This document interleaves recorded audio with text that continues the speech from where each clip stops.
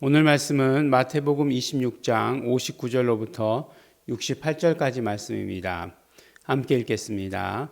대제사장들과 온 공회가 예수를 죽이려고 그를 칠 거짓 증거를 찾으매 거짓 증인이 많이 왔으나 얻지 못하더니 후에 두 사람이 와서 이르되 이 사람의 말이 내가 하나님의 성전을 헐고 사흘 동안에 지을 수 있다 하더라 하니 대제사장이 일어서서 예수께 묻되 아무 대답도 없느냐 이 사람들이 너를 치는 증거가 어떠하냐 하되 예수께서 침묵하시거늘 대제사장이 이르되 내가 너로 살아계신 하나님께 맹세하게 하노니 내가 하나님의 아들 그리스도인지 우리에게 말하라. 예수께서 이르시되 내가 말하였느니라. 그러나 내가 너희에게 이르노니 이후에 인자가 권능의 우편에 앉아 있는 것과 하늘 구름을 타고 오는 것을 너희가 보리라 하시니 이에 대제사장이 자기 옷을 찢으며 이르되 그가 신성 모독하는 말을 하였으니 어찌 더 증인을 요구하리요. 보라 너희가 지금 이 신성 모독하는 말을 들었도다. 너희 생각은 어떠하냐. 대답하여 이르되 그는 사형에 해당하니라 하고 이에 예수의 얼굴에 침 뱉으며 주먹으로 치고 어떤 사람은 손바닥으로 때리며 이르되 그리스도야 우리에게 선지자 노릇을 하라. 너를 친 자가 누구냐 하더라. 아멘. 네, 오늘부터 이제 교회 절기로 고난 주간입니다. 어제가 이제 종료 주일이었고 고난 주간입니다. 사실 고난 주간이라고 해서 우리 성도들이 삶을 사는데 특별히 다른 것은 없을 것이다라고 이렇게 생각합니다. 그러나 이 주간이 예수 그리스도의 십자가 그리고 부활 이런 것들을 더 깊이 묵상할 수 있는 그런 시간이 되었으면 좋겠습니다. 물론 예수 그리스도의 십자가를 묵상한다 이렇게 이야기하면 예수님 얼마나 아프셨을까, 예수님 얼마나 고통스러우셨을까, 예수님 얼마나 치욕스러우셨을까 이런 거에 집중하라는 것은 절대로 아닙니다. 예수님께서 지신 그 모든 것들, 그 모든 공로를 우리가 깊이 생각하면 할수록 우리가 신앙생활 할 때 어떻게 해야 되는가? 이를테면 예수님은 단번에 죽으심으로 말미암아 우리의 죄를 없애주는데 우리는 여전히 죄 가운데 회개하고 나서도 그 죄 가운데 매몰되어서 산다라고 한다든지 이런 것들은 정말로 신앙적이지 않은 거죠. 그래서 그런 것들을 새롭게 하는 그런 시간이 참 되었으면 오히려 더 좋겠습니다.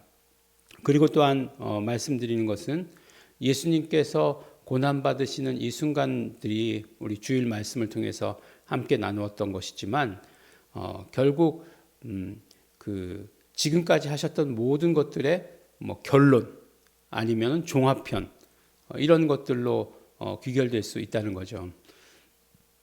왜 대부분 이렇게 안 좋은 방법이지만 방학 때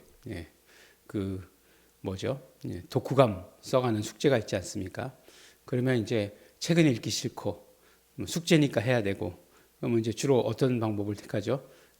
앞에 장 읽고 서론 읽고 그리고 맨 마지막 부분 읽죠. 그러면은 대충 이제 중간은 짐작해내는 거죠. 근데 그렇게 해도 모든 것들이 가능하죠. 책이. 왜냐하면 결론이라고 하는 것은 서론과 본론의 모든 내용을 종합하는 것이기 때문에 그렇습니다. 예수 그리스도께서 이 땅에 오셔서 사역이 어떠하셨다라고 하는 종합이 뭐냐면 예수 그리스도의 순환이에요. 그 안에 들어 있습니다. 다 들어 있다 이렇게 얘기할 수는 없겠지만 그러나 그것들을 대부분 다 말씀하신다는 거죠. 그리고 또 우리가 말씀 가운데 나눴던 것은 마지막은 결국은 계속되는 재판이죠. 지금 이제 예수님께서 붙잡히시는 장면은 우리가 이제 예배 때 사순절 예배 때 했으니까 오늘 생략하고 그 다음에 이제 대제사장과 이제 공의회 회원들이라고 얘기하니까 산헤드린 공회가 되는 거죠. 그 앞에서 재판을 받으시죠. 그래서 오늘 말씀과 같이 사형에 해당된다라고 사형의 선고를 산헤드린 공회가 하는 거예요. 이 법정과 같은 이것이 하는 것입니다. 그 다음에 빌라도의 법정이다라고 이렇게 얘기하지 않습니까? 빌라도의 법정. 그러니까 계속해서 법정으로 이렇게 이어지는 거예요. 근데 이제 이렇게 갔던 이유는 뭐냐면 실질적으로 이들이 사형 선고를 내리지만 죽일 권한은 없기 때문에 그 다음에 이제 빌라도의 법정으로 가게 되는 거죠. 빌라도는 총독이잖아요. 로마에서 파견되었기 때문에 이제 그 유대가 그 이스라엘이 그러니까 그 로마의 지배를 받고 있었기 때문에 이제 그랬던 거죠. 그래서 실질적으로 자치를 인정했지만 이렇게 사람을 죽이는 권한은 주지 않았다는 거죠. 그래서 이제 그 여러 번의 재판을 거치게 되는데 결국 이 재판이라고 하는 것이 가지고 있는 의미는 무엇이냐면 진실을 드러내는 것이 재판의 목적이잖아요.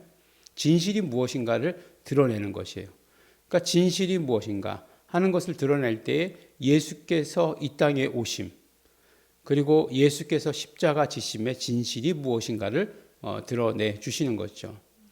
그리고 훨씬 더 오늘 말씀에도 보면 우리가 생각하는 것보다 훨씬 더 놀라운 일을 이야기하시는 것을 듣게 됩니다. 이를테면 우리는 세상에서의 예수 그리스도, 그러니까 십자가 지실 때까지 예수 그리스도의 일들만 얘기하는데 예수님께서는 완전히 엉뚱한 얘기를 하시잖아요. 승천하신 얘기, 그 다음에 재림의 얘기를 하시는 것을 우리가 듣게 된다는 것입니다. 그래서 훨씬 더 이렇게 뭐라고 얘기할까요? 이 재판의 과정을 거치시면서 훨씬 더 진실이 무엇인지, 진리가 무엇인지를 우리에게 깨닫게 해주시는 것이죠. 그리고 여기서 말씀하신 이 모든 것들은 사실이다 라고 하는 사실을 우리가 알게 되는 거죠. 그 첫 번째 사실이 무엇이냐? 이제 온 공회가, 대제사장들과 온 공회가 예수를 죽이려고 의도가 있었다는 거죠. 의도가 그 앞에 먼저 있어요.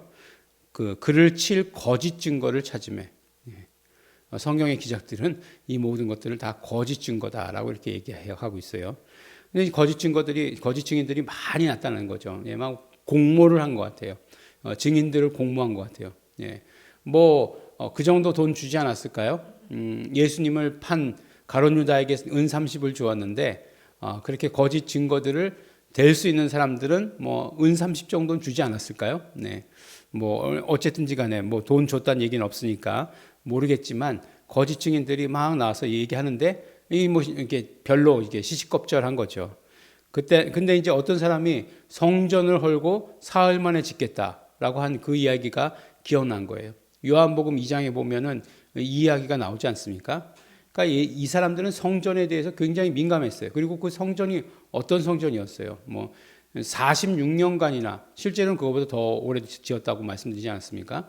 46년간이나 지었다라고 이렇게 이야기하는 거잖아요. 그때도 완성이 안 됐다는 거 아니겠어요? 그런 성전을 헐어버린다라고 얘기했다는 것에 그냥 뭐라고 얘기하죠? 쉽게 얘기하면 이제 꼭지가 돌았다고 이렇게 얘기하는 거죠. 비유가 틀린 거죠. 그 이야기를 했어요. 근데 그것도 이제 별로 이제 중요한 얘기가 아닌 거죠. 이렇게 어떤 사형 선고를 내릴 만한 결정적인 증거는 아니었어요. 근데 예수님께 이제 대제사장이 물어보는 거죠. 네가 하나님의 아들 그리스도냐라고 이렇게 물어보는 거죠. 그랬더니 뭐라고 얘기하시냐? 예수님께서 네가 말하였다라고 이렇게 예수님 대답하십니다. 예수님 분명한 사실에 대해서 분명하게 말씀하시는 것이에요. 그리고 나서 뭐라고 얘기하시죠? 하나님 우편에 앉는 것과 이제 다시 오시는 것을 볼 때에 내가 어떻게 하겠느냐? 너희가 그것을 분명하게 보리라라고 이렇게 얘기하십니다. 그러니까 예수님 분명히 십자가가 끝이 아니라고 말씀하시는 거예요. 십자가가 끝이 아니고 십자가 다음에 뭐가 있죠? 부활이 있고, 부활이 다음에 승천이 있고, 승천 다음에 예수 그리스도의 재림까지 연결되는 것이다. 이 재림까지의 일을 그 산헤드린 공회 앞에서도 말씀하시는 것이에요. 그러니까 예수님은 그때 어떤 목숨의 위협을 피하시려고 하시는 것이 아니라 예수님이 어떤 분이시다 하는 것을 이 공의 앞에서도 말씀하시는 것을 드러내는 거죠. 그러니까 하나님의 아들 예수 그리스도이시면서 그는 어떻게 하실 것이냐? 이제 죽으시고 부활하시고 그다음에 승천하시고 그다음에 다시 오신다라고 하시는 그 사실까지를 아주 명확하게 오늘 말씀하시는 것을 우리가 들을 수 있습니다. 그러니까 예수님께서 재판하시는데 그냥 십자가에 달려 죽으셨지. 이렇게 얘기할 것이 아니라 그 아주 세밀한 과정 가운데 그 예수 그리스도의 죽으심 그 가운데에서 우리가 어떤 일이 벌어지는지, 그래서 예수 그리스도가 누구이신지를 우린 더 정확하게 알게 된다라고 이렇게 이야기하는 거죠. 인간들은 뭐 어떡합니까? 신성모독이다라고 이렇게 이제 그 죄명을 이야기하고 사형에 해당한다라고 얘기하죠. 그러니까 이제 그때서부터 뭐 조롱하죠. 침 뱉고 머리로 때리고 그 다음에 그리스도야, 뭐 우리에게 선지자 노릇을 하라. 그러니까 이게 뭐예요? 무슨 얘기예요? 때려놓고서 누가 때렸는지 맞춰봐라. 뭐 이런 얘기잖아요. 네. 그때부터 예수님을 막 조롱하기 시작하는 거죠. 예. 그러나 인간들의 그런 어떤 그 낮은 어떤 죄된 그런 어떤 행동, 언행에도 불구하고 예수 그리스도는 누구이신가라고 하는 사실을 우리에게 분명하게 말씀해 주시고 계십니다. 아주 대비가 분명하죠. 예, 이런 어떤 대비가 분명할 때에 우리가 더 자세하게 확실하게 알 수 있는 거죠. 오늘 예수 그리스도 그 산헤드린 공회에서의 모습을 통해서 하나님의 아들이시고 그리스도시고 하나님이시란 얘기잖아요. 그리스도시다, 메시아시다는 얘기잖아요. 그것을 우리가 더 확실히 깨닫고 고백하고, 그러므로 이 모든 예수 그리스도의 피의 공로로 말미암아 우리의 죄와 우리의 모든 연약한 것들, 우리의 모든 질병들이 치료받고 깨끗함 받았다는 사실을 우리 기억하시면서 더 고백하시는, 예수의 피의 공로를 고백하시고 예수는 하나님의 아들 예수 그리스도이신 것을 고백하시는 우리 성도 여러분 되시기를 예수 이름으로 축원합니다. 기도하겠습니다. 하나님 아버지 감사합니다. 오늘도 하나님 아버지 우리 예수 그리스도의 고난당하신 모습을 통해서 예수 그리스도가 누구이신지 더 밝히 드러나게 된 것 감사하고 감사합니다. 하나님 아버지 정말 예수님 수치당하시고 인간에 의해서 모멸감을 받으셨지만 그러나 예수가 하나님이시며 그리스도이시며 또 다시 오시는 것 우리 오늘 말씀을 통해서 듣고 깨닫게 하여 주신 것 감사합니다.